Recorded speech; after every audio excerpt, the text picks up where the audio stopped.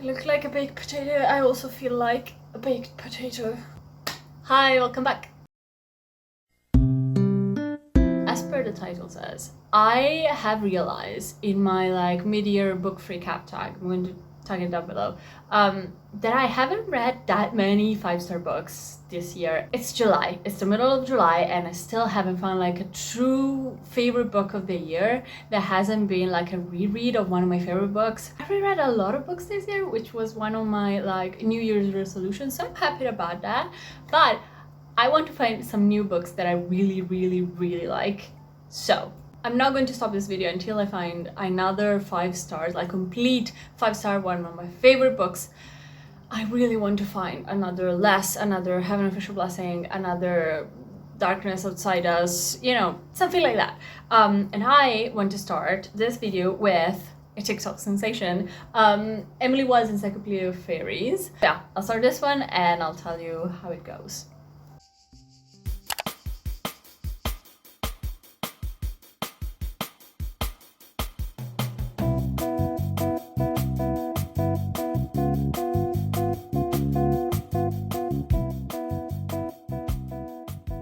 People, it is hot outside. I have been baking under the sun like a huge potato, okay? So if you see me a little bit more flustered than before, that is why. I am actually 66 pages into Emily Wild's, and it's good. It's very good. I can see why people describe this as a Howl's Moving Castle dynamic, because they are both very grumpy and very sarcastic, and I really like that. I feel we may have like a 5-star book in my head. It could be. This video just ends at the 5-minute mark. I don't know. I've retreated into my home that has air conditioning, and I've been watching Dated and Related. I think I'll watch another episode and then I'll go on with Emily Watts. I'm very excited about it. The writing really flows well and I'm very excited.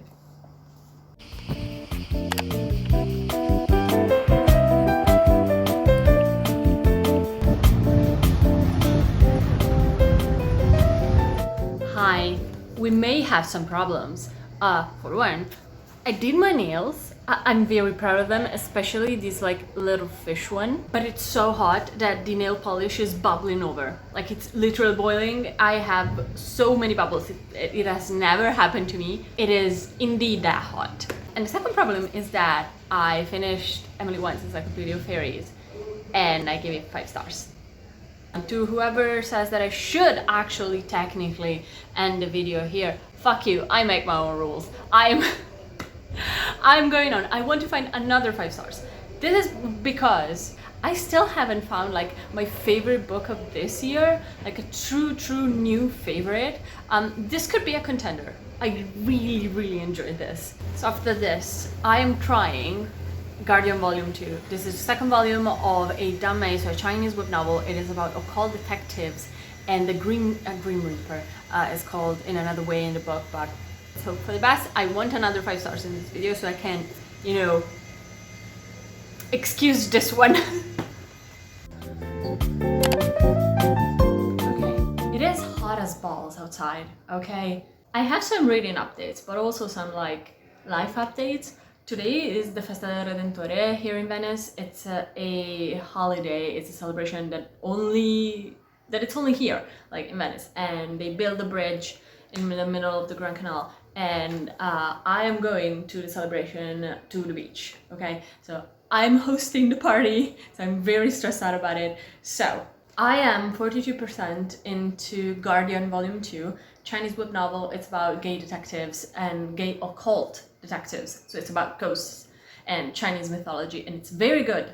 The thing is, I made the mistake of rewatching D'Angelo Wallace's video about Carolyn Calloway, and if you don't know who that is, call yourself very lucky. She was a scammer who built her presence online about being a scammer. Well, firstly about going to lavish parties in the UK, and then about being a scammer. And she published a book called Scammer. Now, I'm not going to buy Scammer because you only can find it by giving money directly to Carolyn Calloway, and I don't want to do that. But the friend that she fucked over, Natalie Beach, also published a collection of essays called Adult Drama, and I found the ebook of that book of essays, and I'm so much in the mood for a little book of essays that are like interconnected and about New York City. I may start Adult Drama because the first sentence of this book, it's insane. The first essay is called Distressed Denim, and the first sentence is, "There are no atheists in an Abercrombie dressing room." I mean, come on, that's brilliant. The Goodreads rating is not very good, but I am notorious for finding books that have a lower rating on Goodreads and loving them. So I'm going to possibly finish Adult Drama before Guardian. I'm in a weird mood. I'm anxious about hosting a party. I'll bring you with me if I can, but I'm so stressed out.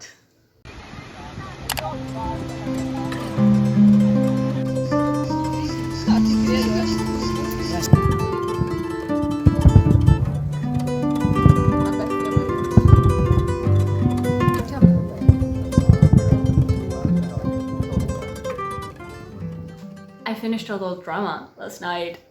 It was so good. It's a collection of essays, and I fucking hate collections of essays. They're not my style, not my thing, but this one was so good. I am on a little bit of a Callaway women scammer, girl scammers, a little bit of a kick, and so this one did the trick. Even though it's not about Carolyn Callaway per se, just 2 essays out of the, I think, 7 or 8, and the other ones are so heartfelt about girlhood and thinking about gender, thinking about, you know, women being stripped away from their rights. It was tender, it was heartfelt, it was very wittily written. I really like this kind of writing. This is the New York bubble kind of writing that I really do appreciate. It's not for everybody. I do, however, have a bone to pick with the Goodreads review, because I don't think a lot of people actually finished this collection of essays.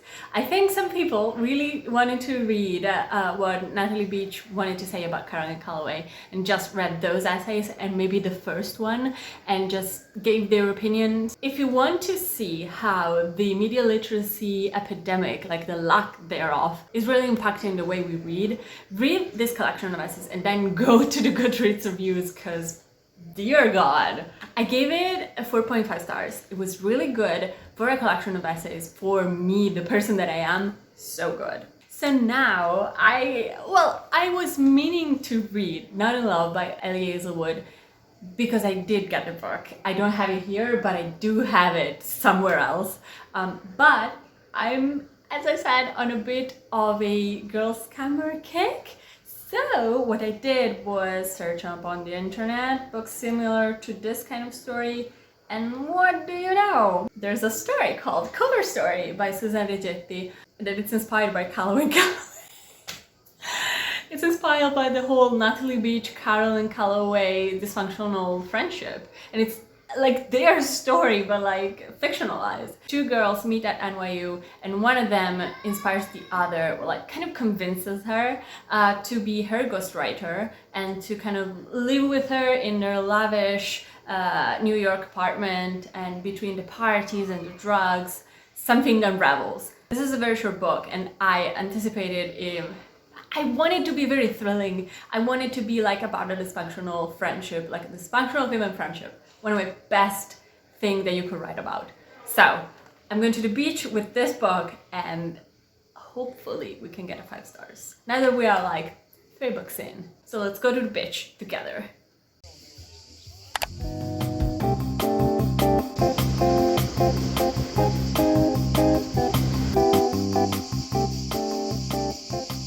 Hi, I come to you with an update. I am actually doing what I'm supposed to do and finish 1 book at a time, and I am just barely on the cusp of finishing Guardian Volume 2. It's very good. I really like the mystery. I like how the love story is unfurling alongside with the mystery, even though I feel like it's really similar, like the beat of the story, to Cheongwam Sufu or Heaven Official Blessing, one of my favorite series of all time, which I know by heart. And this is how I know that this follows the beat. I'm finding a lot of similarities, but in Guardian it's done in a very different way. I feel like Have an Official Blessing will always be the superior book. I'm sorry. It's not 5-star good, it's I think 4-star good. If you hear any noises, I live in a city with boats. Why? Why are they so noisy? So I will finish Guardian Volume 2, and then I'm filming another video in a little while, so it's a ultimate summer guide, even though it's the middle of summer. And then I'll pick another book, and the challenge will continue, because I think I'll give this Guardian Volume 2, I think 4.25 stars.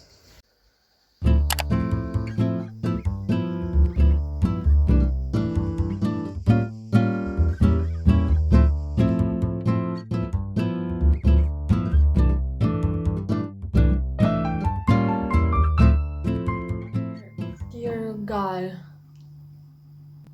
I mean, sorry, cheers. I swear that I do have hair, it's just on the back of my head. So as you saw, I started another book, and that book is none other than The Shards by Bret Easton Ellis, who is the author of American Psycho. And I have no idea how. I'm already on page 216. It's a long ass book. This is what Bret Easton Ellis would call autofiction. I would call self-insert fanfiction. Because he has written a story about himself and his time in California when he was 17, but completely fictionalized the meeting of a serial killer. At least, who I think is going to be the serial killer of the story. This is about him being in this very exclusive college, like the last year of high school, in LA in 1981, where a series of weird disappearances and murders is taking place. It's also about him being gay and horny, because he's 17 and he's in the closet. But it's incredibly written. It's so engrossing. You really feel like you're going through the paranoia and psychosis of Bret, who is clearly depressed about being closeted. You feel like you're going through the process with him. So I'm 200 pages through. I'm kind of positive that this is going to be a very good book. I don't know if it's going to be a 5 stars, but 4 stars minimum, because it's incredible so far. Back to my water, my book, and going on a coma because it's so hot.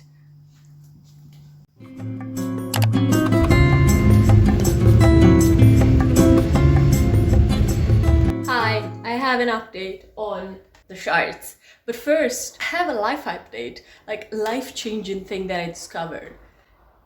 Nail stickers. I bought these star nail stickers.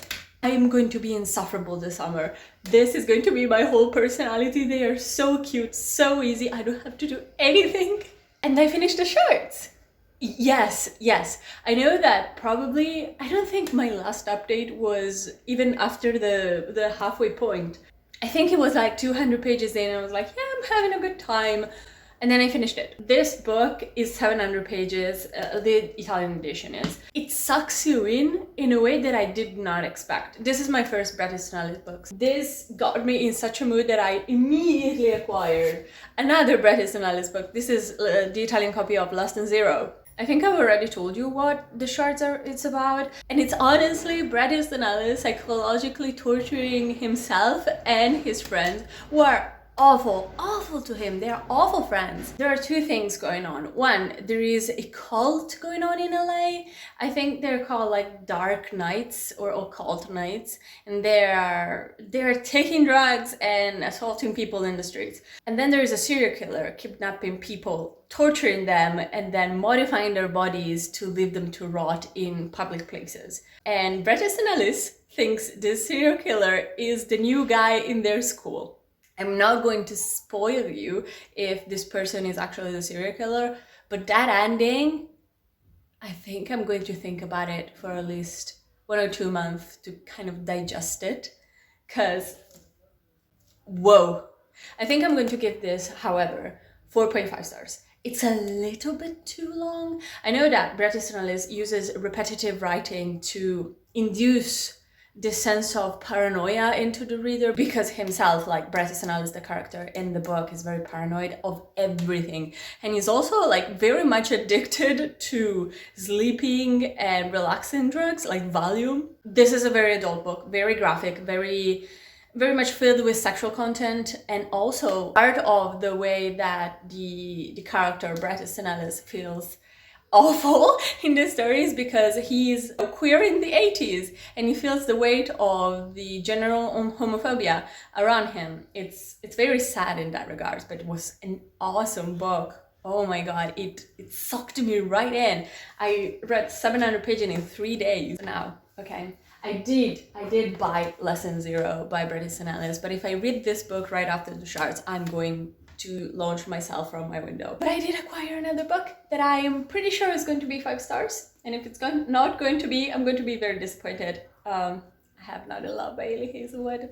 I'm going to start Not in Love, and hopefully we can get to another, but we're not going to talk about that first book. 5 stars.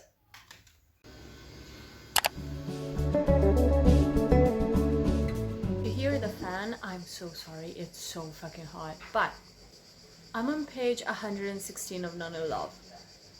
I am so sorry to say that while I'm enjoying this, it does not have the magic, I think, to be a 5 stars.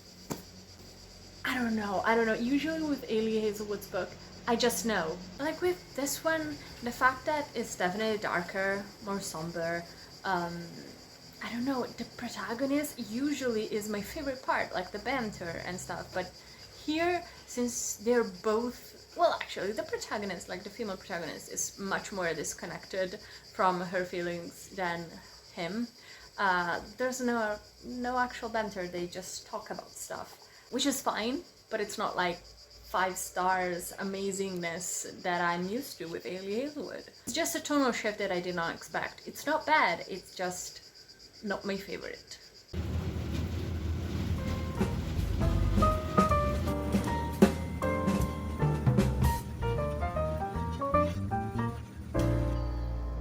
Yeah, there's a seagull right outside my window. We're having a staring contest. I think I'm going to win. So, update on Not in Love. I'm on page 296. I know, a big update, like I read a ton. This is because I was not trusting this book to give me a 5 star. I still don't. I don't feel the magic that I usually do in Elie Hazelwood novels. This is why. Okay, she created this time a heroine who is very detached from her emotions, from love, and also from the narrative. I think Elie Hazelwood shines in banter, like easy, quippy, witty banter between the main love interest and the protagonist, but also between her and her friends. And her friends love Tisha to death, love her. She is what Elie Hazelwood's past heroines were, very quirky and very funny. This time it's a more somber story, so it fits that the protagonist is this way. I like it. It's good. It's getting better. I was kind of bored on page 100. On page 290, I am very fond of these characters because now they've opened up. I'm very fond of them. I don't know. This, I think, is going to be 4 stars. Then I did another thing. Okay, so I was getting bored of this book. I was really panicking because I did not want to get bored of this book, okay? So I started a memoir. I know, crazy of me. I get hyperfixated, like truly the medical term, on very niche, weird things. Right now is the It Girl bubble in New York in the early 2000s. It started with obsessing over scammer women like Anna Delvey, Caroline Calloway, and then I discovered that Caroline Calloway copied her writing style from Kat Marnell, who is an it girl, party girl, and how should I put it? She was really addicted to drugs in that period of time, and she wrote a memoir while still on drugs called How to Murder Your Life, and I started it and I blinked and I was on page 150. It's really good. It's really good. I don't know if it's going to be like 5-star material. This is not going to be. Still good. I want to finish it maybe today, and then I'm going to finish How to Murder Your Life.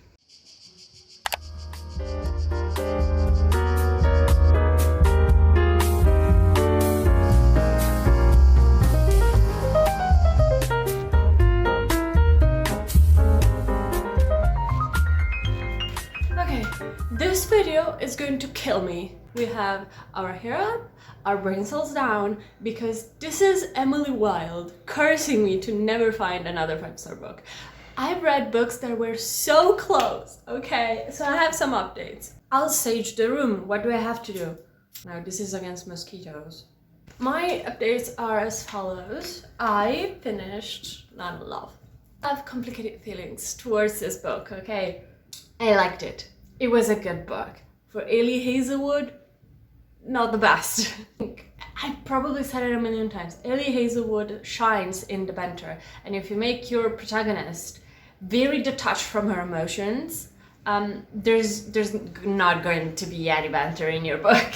Still, I think this is one of the weakest that she ever wrote. It's probably like a 3.9 stars. It doesn't make any sense, but Bride was a solid 4. This is a 3.9. And then, did you remember when I told you that I sneakily started another book called How to Murder Your Life? I finished that book. It was very good. I gave this book 4.5 stars, I think 4.25. It's an autobiography, a memoir, if you will. I never read those, never. I, however, had an hyperfixation that lasted very briefly about it girls in New York in the early 2000s. Very niche, hence why I only read this book. This memoir doesn't actually talk about how she became an it girl like Kat Monell. It talks about how addiction murdered her life, and especially how she had a very, very incredibly painful life because drugs made her the target of so many awful people, including her parents. I'm glad that now she has a good relationship with them and she's now clean. She finished writing this memoir when she was still not clean from the drugs. She was clean from alcohol and other kinds of like heavy drugs. And you may see her as a ditzy, privileged white girl. She was that. She was also like the victim of so many people. And I'm so glad that she still got like a awesome work life and that she's still writing. She's an incredible writer. I love this book very, very much. Still not a 5 stars. However, after How to Murder Your Life, I was like, Alice, you're an idiot. You need to start using that brain that you have, because you have it, and read some physical books that you have, or else your TBR is going to get even longer. And so I said, well, there's a tiny little book that I still haven't read called Masters of Death by Olivia Blake. I loved Olivia Blake trilogy, the Atlas 6 trilogy. I think it's just called the Atlas trilogy. This, however, it's a less pretentious version of that. It's not dark academia, it's an urban fantasy, and it's very funny. So far, the stepson of death, he is just a mortal that cannot die for some reason, and a vampire, but one of those vampires that doesn't turn into a bat. She turns into, I think, a feline or a cat, and she has a thing for unborn baby. I don't know what's up with that. And she is a realtor. She has to sell a very rich man's house. This house, however, is haunted by a ghost, and they have to get rid of him. And then there are angels and demons, and it's all very fucking funny. Actually, I am really enjoying this, and I'm starting to get that feeling. I'm starting to get the 5-star feeling that I got with the Atlas 6. So fingers crossed, I'm still very hopeful. If not, I'll have to read Emily Wilde's book too, okay? I think that's the curse. So Masters of Death, I'm going to read that.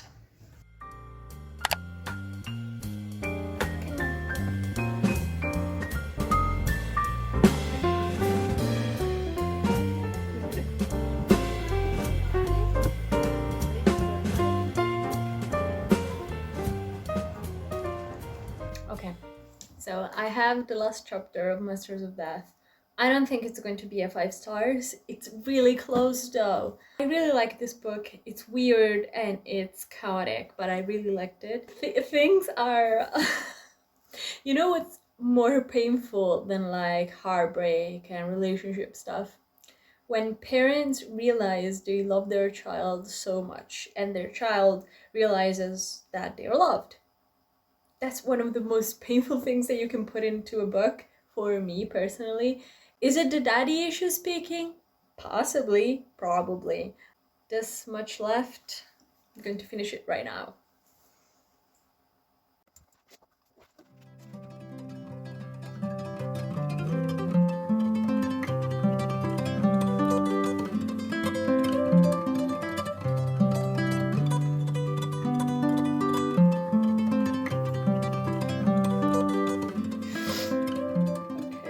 Okay, I think I'm done with this book.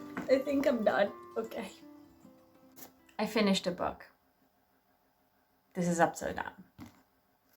I finished Masters of Death. The beginning and the ending, 5 stars. The ending, 6 stars.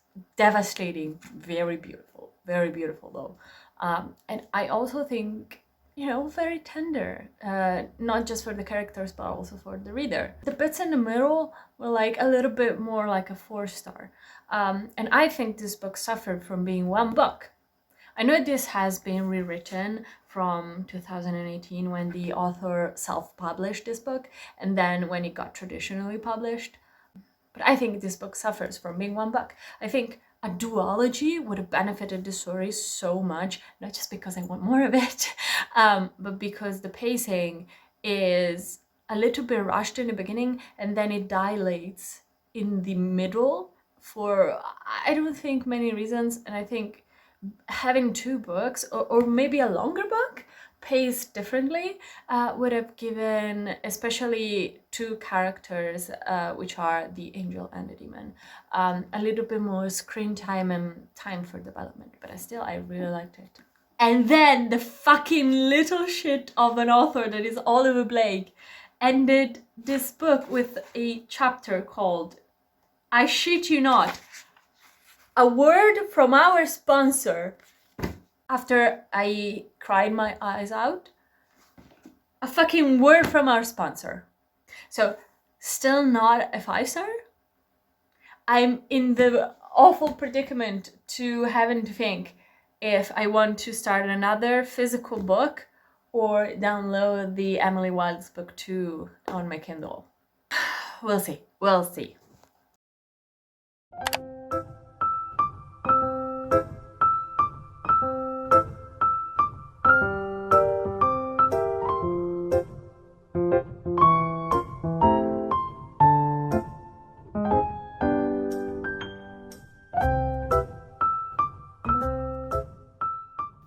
Something in this camera angle tells me that it's crooked. We are going to roll with it though, because I made another stupid decision, as I am an idiot. Instead of starting the book that probably would have ended the video, i.e. Emily Wilde's book 2, because I don't have it. I did not want to take out my Kindle. I don't know what it is. So I started a physical book, which is a good thing, okay? I am taking down my physical TBR.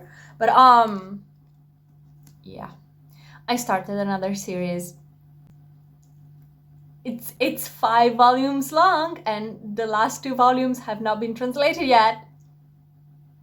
She's the one that wrote Guardian. I started that series, but I feel like that's such an autumnal series. Like, I'm stuck on volume 2 because they are stuck in the snow, and it feels like counterintuitive to, go along. So I started with this one, which feels more summery. This is a dame, so still, very queer, very gay, but this is a steampunk novel. So it's set in ancient China, but it has steampunk attributes. They have fuel-powered armors, and they have rockets, and they have like giant flying ships. It's all very, very cool, and I am enjoying this, I think, a bit much more than Guardian. Maybe because this, I feel like it's setting up slowly with the very intricate world building, and Guardian was like, here you go, ghosts! So I don't know if this particular volume is going to end up being a 5 stars. The series could be very good. I am very, very lenient when it comes to Dame because I know that the series are very long. I'm going to finish this volume. I am roughly a third of the way through. I'll see you when I finish it, because I feel like I'm going to finish it either today or tomorrow morning at the speed at which I'm reading. Okay, listen. I did the thing the weak people do. Give up. Because I finished the volume 1 for Source of Chaos. This was very good. It was very good. It was not 5 stars. And it's so interesting. The world building is very slow and very steady and very detailed, and I really like it. And you follow a kid, for now he's a kid, who has a godfather who he thinks he is, I think, blind and deaf. And he is, but not every time. He is disabled, but he has a medicine that can help him sometimes see and hear. And he is also undercover. He is one of the most powerful generals that they have in the nation. It was very good. I am definitely going to continue up in the series, even though it has not been completely translated. I think there's going to be 5 volumes and the last volume comes out next year. Very interesting, not 5 stars, so I think it's going to be 5 stars. It has the potential. But this was not 5 stars, so the search continues. And so I did the thing that weak people do. I gave up. This is a curse, and the only person that can break the curse is Emily Wilde. So I downloaded Emily Wilde Map of the Otherlands, the second book in this series. I'm going to start and finish the video, I think, with this book, because I'm already on page 100, and it's so good. Guys, it's so good. I miss these characters so much. This time the vibes are the same, but they have like a clear objective. They have to find a door for Wendell, and I love these characters so much. If this ends up being disappointing or like just 4.5 stars, I'm going to cry. This video has gone on for so long. I am so tired. I want a 5 stars. I want another, okay?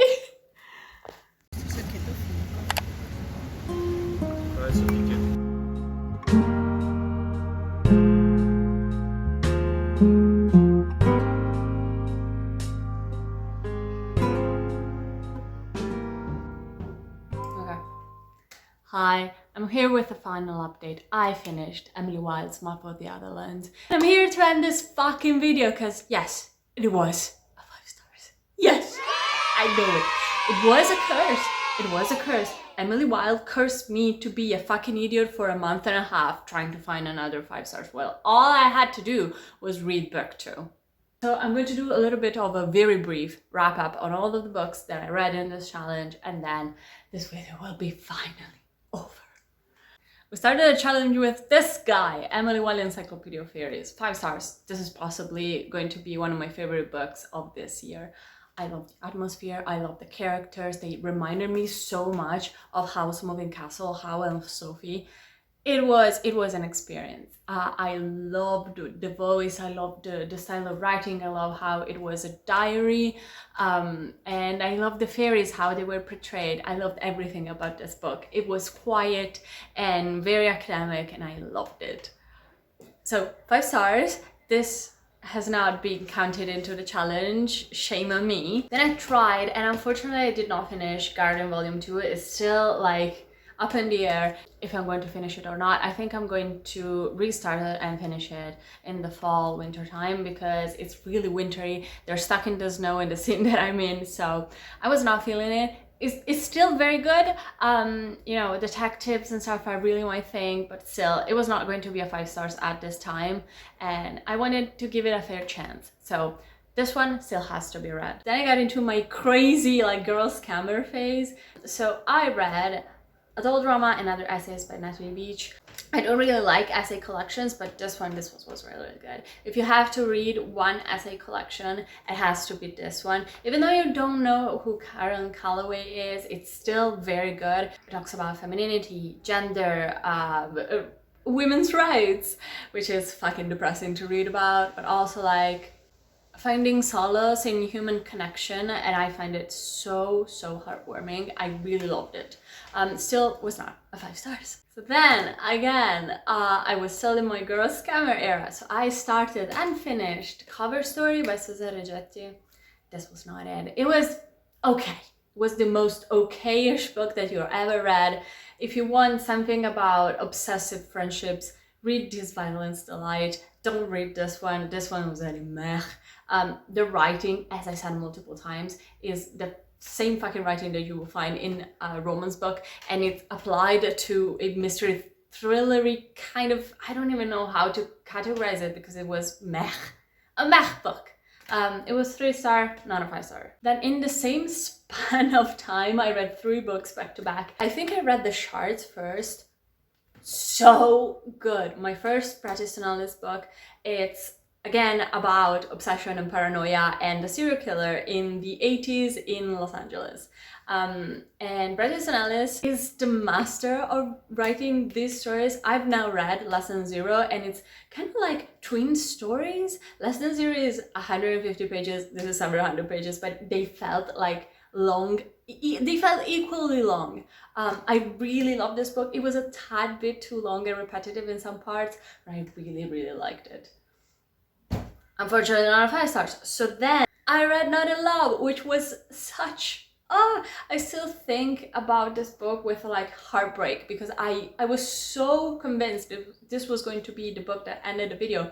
It was not. It was actually the book of Ailey Hazelwood that I enjoyed the least out of every book that I've read by this author, which is disappointing. But I appreciate that she's trying to do something different, even though it's not her forte. It was a 3.9 stars. It doesn't make sense, but it does, because Bride was 4 stars and this is 3.9. It was good. It was not the best. Then I read Kat Marnell's memoir, How to Murder Your Life. The best memoir that I've ever read. It camouflaged itself as like ditzy girl going to New York City and having a huge career in publishing. And then it's like the saddest memoir of an addict that you've ever read. And I loved it. I loved the style of writing. I loved the story and how she put it. I love how sad it was, even though the writing was so, again, bubbly. But it was not a 5 stars. Unfortunately, it was very close, very. And then I read Masters of Death. I don't have it with me. I lent it to a friend. This, if it had been 2 books or one longer book, it would have been one of my favorite series ever. This had such potential, and it was still very good. As I said, the beginning and the ending, especially the ending, were incredible. The ending especially was like, I'll think about it for a long time. The bits in the middle, however, and the fact that there were so many characters that you kind of don't really care about every single one of them is what dragged the story down. It was still like a 4.5 stars, I think I gave it. Still not a 5 stars. So then what I did is the stupidest fucking thing ever, and I said, well, I really should read another physical book. So I started a series. What am I doing? I started Stars of Chaos, which again was very good, but not a 5 stars. This series has the potential to be 5 stars, and I know that, you know, Dan Mayer series, you really should read them all together, but I only have the first volume, so what could I do? Steampunk novel set in ancient China with everything that's like mecha and robots, but without electricity. Is just, again, very good. I will continue this very shortly, but still not a 5 stars. And then I read Emily Wilde's Map of the Otherlands. It was a 5 stars. Yes, it was. Still, I think I prefer book 1 because I prefer quieter books. This had a clear objective. It was a little bit more action-packed and it has like a clearer plotline. I, however, preferred how meandering the first book was. Still, it was so good. It was so... I've discovered some of my new favorite characters, and they really reminded me of Howl and Sophie from Howl's Moving Castle, both the movie, but especially the books. So then this video is over. It's over. I'm free. I'm free from the curse. If you could please comment your latest 5 stars so I can like meditate on that. And if you want to connect with me, I have some socials down below, and I'll see you next time because I am done. Goodbye. Mwah.